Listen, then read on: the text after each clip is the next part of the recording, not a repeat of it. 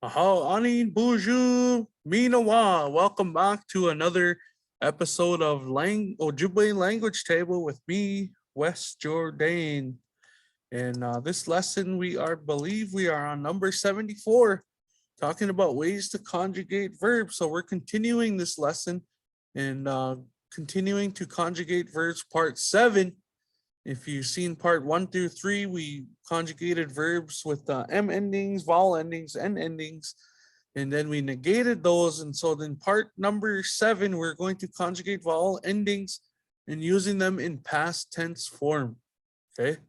So with that, we're going to go into our self-introduction. Bonjour, Anin, Kakina Awia, Wes Jourdain, Indigenicas. Kitigabanesi Indigo, Magizi Nindu name. Nuskwa gamiwi zagay galing nindu jaba ga asinitsa ninda. So ways to conjugate first person singular. Rule is if a VAI ends in a vowel, drop the short I, short O off the end of the root word. And those are only for first person singular and second person singular. And so we drop the O off of those ones. We add our ni and our ge plus our verb. Third person, first person plural, ni plus our verb in min. We including the person we're talking to, ge, our verb in min. Use ge, our verb plus m. And third person plural, they, you just say your verb plus wug. Keep the I, keep the O. Fourth person is coming in future episodes plus unspecified. So our first one, namadabe. Going back to the word namadabe, she or he sits. Ingi namadub. Ingi namadub, past tense, I sat. Gigi namadub. Gigi namadub, you sat. She or he, gi namadabe. Gi namadabe. She sat. Ingi namadabemin. Ningi namadabemin. We, excluding the person you're talking to, sat or sat down. Second, first person plural, we, including everybody that's in the room. Gigi namadabemin. Gigi namadabemin. We, including everybody, sat down. Use sat, and I forgot to change this to past tense. Gigi namadabim. Gigi namadabim. Use sat, past tense. This should be past tense. And third person plural, they. Gigi namadabiwag. Sorry, gi namadabiwag. Gi namadabiwag. They sat, and so this should say sat also. Nagamo. She or he sings in past tense form. Ingi nagam. Ingi nagam. I sang. Gigi nagam. Gigi nagam. You sang. Gi nagamo. Gi nagamo. She sang. So remember when we talk about third person, the rule doesn't apply to this. We keep the O or the short vowel, which could be an I. Gi nagamo, she sang, past tense. Ningi nagamomin. Ningi nagamomin. We, excluding the person that you're talking to, sang.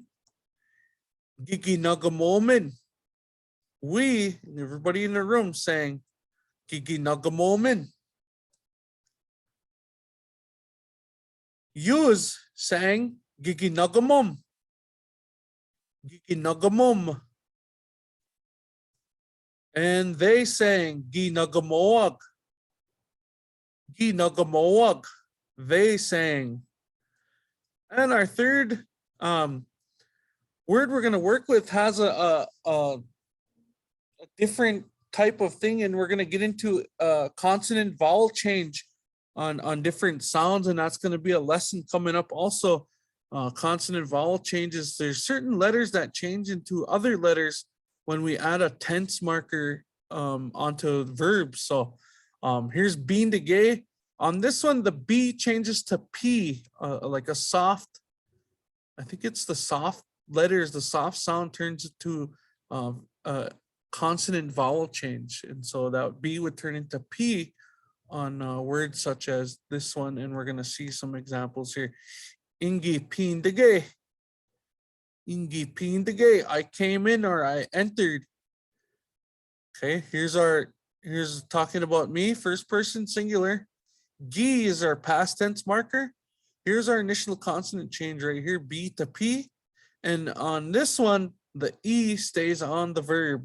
Okay, nothing drops off on this because it ends in E. So ningi pindige. I came in, I entered. You entered, you came in, you entered. Gigi pindige. Gigi pindige. You came in, you entered. Gi pindige. He pindige. She or he came in or entered. First person plural, we, excluding the person we're talking to. Ningi pindige in. Ningi pindige in. We came in, we entered. And notice in the first, I had the N in parentheses. That's preference, personal preference of how you want to say that. In most places, just say ingi pindige. And other places use that N to kind of extend it or whatever. That's just how they sound in your area. If that's how you sound, you can say ningi pindige. All right. Next one, we, everybody in the room, gigi pindige in. Gigi pindige in. We came in. We all entered.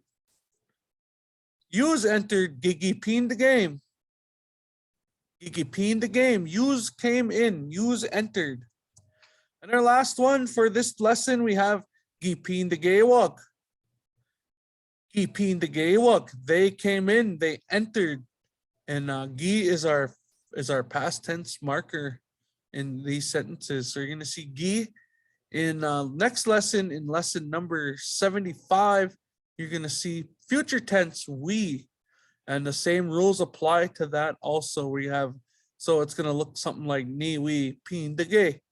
We I will or want to come in or enter the room. So look forward to the lesson number 75 and looking forward to sharing more Ojibwe moin with all of you.